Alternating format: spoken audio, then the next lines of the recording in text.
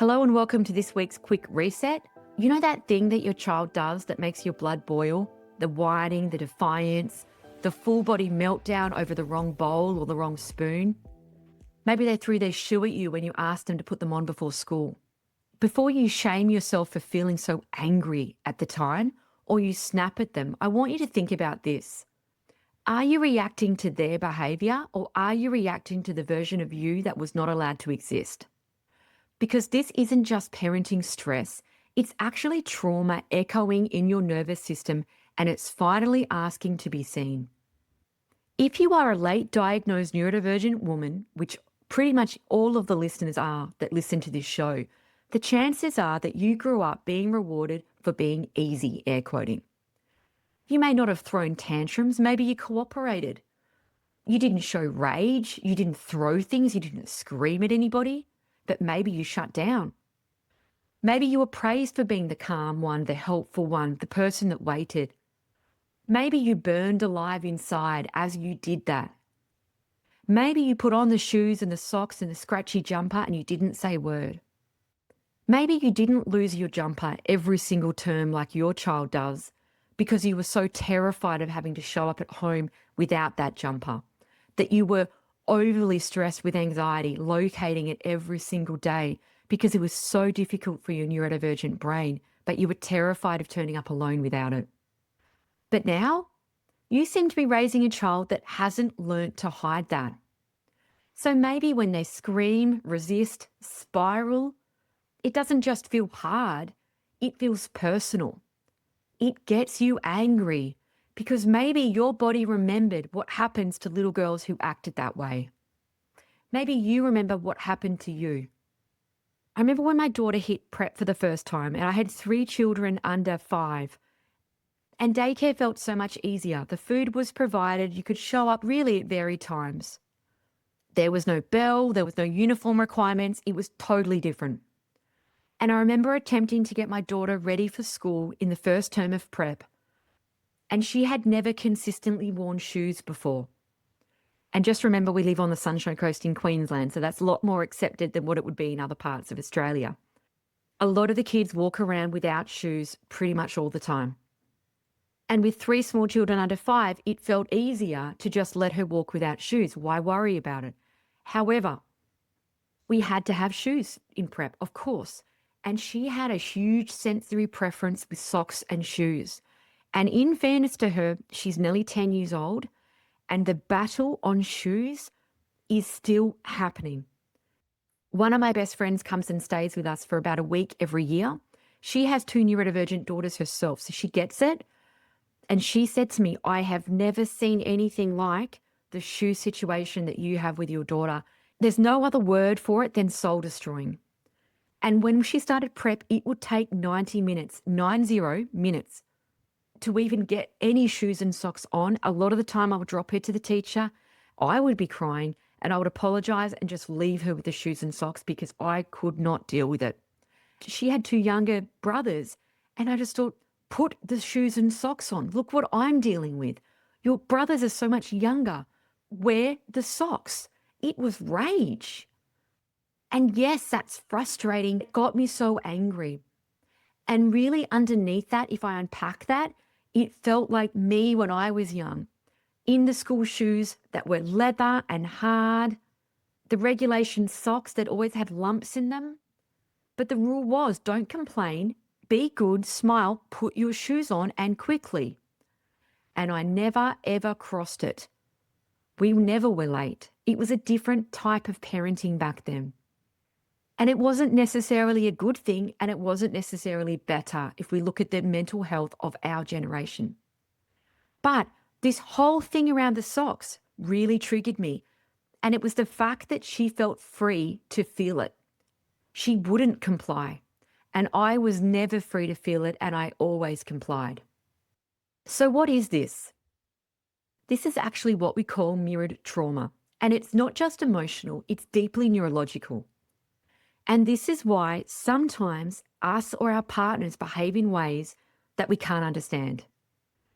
We know that behavior is communication. And when kids are stressed, they don't say with words, I'm stressed. They say it with volume, with movement, with defiance, with withdrawal. Their bodies scream what they don't necessarily have the language to name. And we see that happen at schools and we see that happen at home. And this is where it gets personal. There are parts of ourselves that we had to suppress to stay connected, whether it's rage, neediness, sensitivity, and it can feel really intolerable when we see it in others. So why is that? Because their expression threatens the fragile version of safety that we spent decades building. So when your child yells, melts down, refuses to comply, throws something at you, you're not just reacting to their behavior, you're reacting to the memory of what that behavior cost you. Your nervous system remembers, that got me punished, that got me sent to my room. You may have lived in a generation where that got me smacked. I had the belt because of that. I was whipped. I had this happen. If I refused dinner, I didn't get to eat. Or it might be smaller than that, but still those small eroding traumas, those small ones that let you know you shouldn't behave like that. That got me labeled dramatic, sent to my room, too much, ungrateful. You may have been taught that safety comes from shrinking. So now seeing someone else taking up that space, especially someone that you love, doesn't feel liberating. It doesn't feel like you're doing a better job with that generation, especially if you're the one who made the dinner. You put time, you put effort into it, maybe effort that your parents didn't give you. Maybe you even went above and beyond. You took your child to the shops, they picked it, you cooked it together. You went above and beyond, and now they're saying it smells different, it looks different. How angry does that get us? I'm going to call a spade. It makes me livid.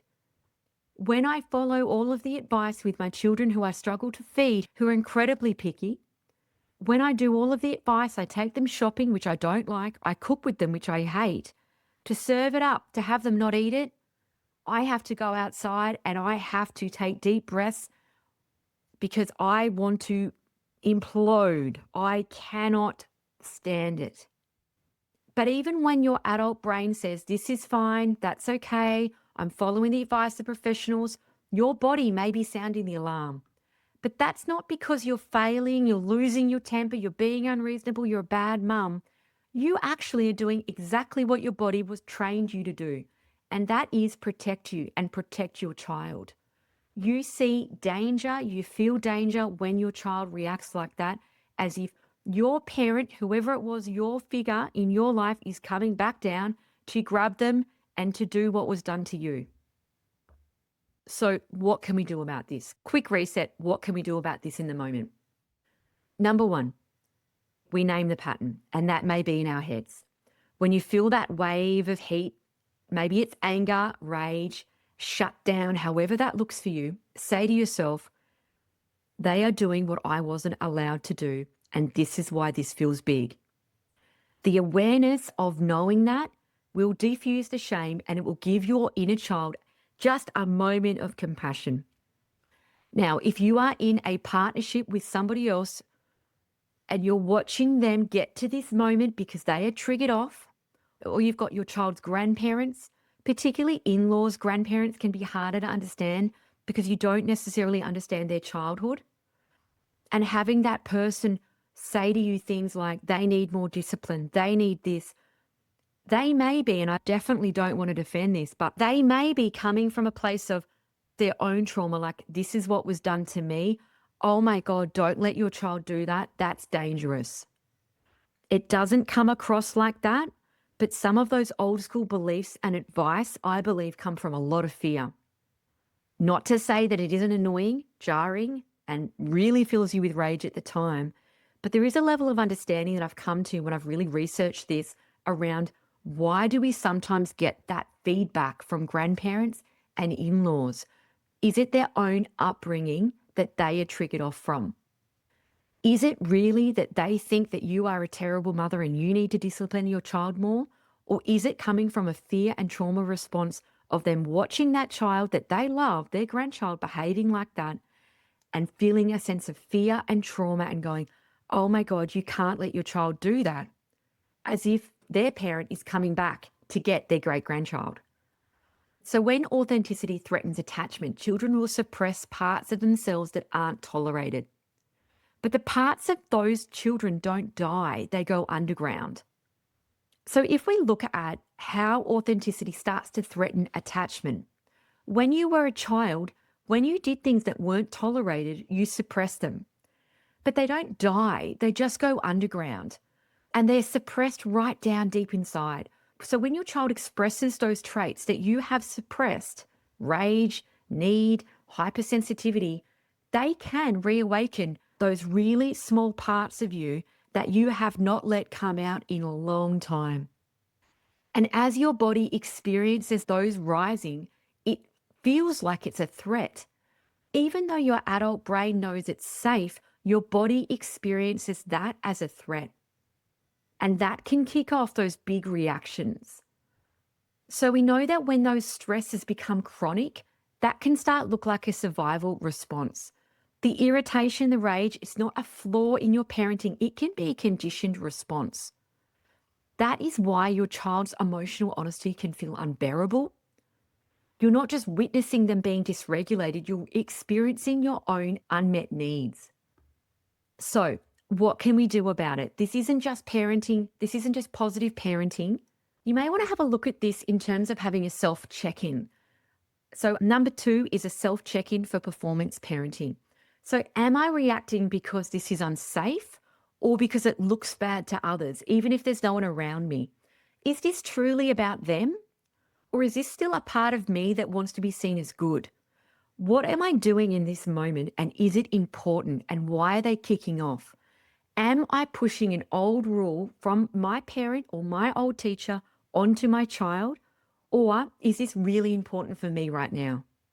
You may want to look at number 3, you may want to look at co-regulation instead of correction. So instead of saying calm down or stop overreacting, just hurry up, have a look at saying, I get it. This is a lot, isn't it? Do you want a hug or do you want space? Your feelings make sense. Let's work out what you need. So these aren't just phrases. This is actually counter conditioning.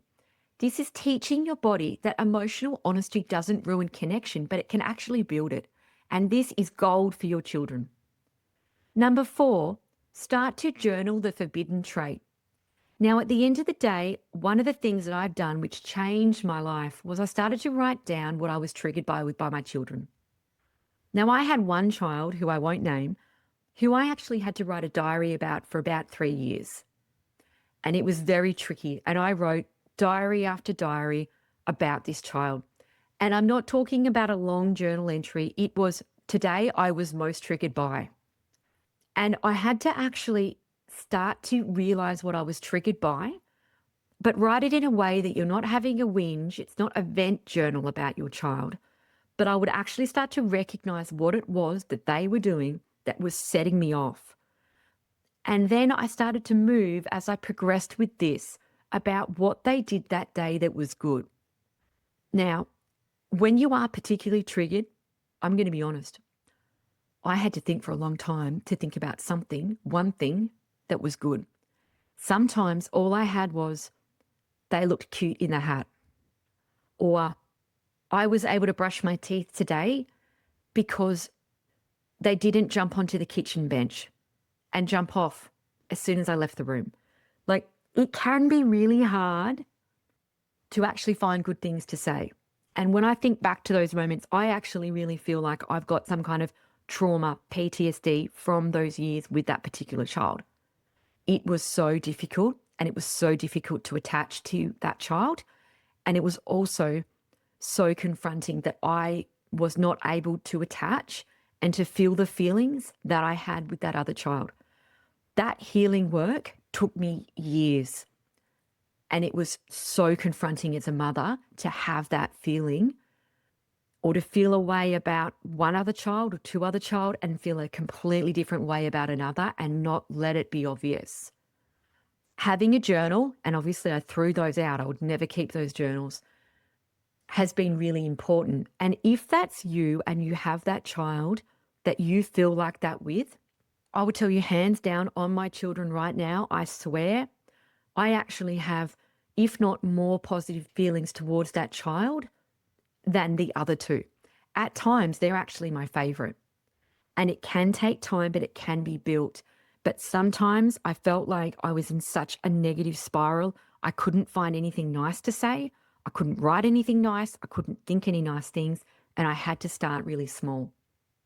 If you have a child that is showing you behavior that you really, really, really can't stand, it may be a part of you that you were never safe enough to show.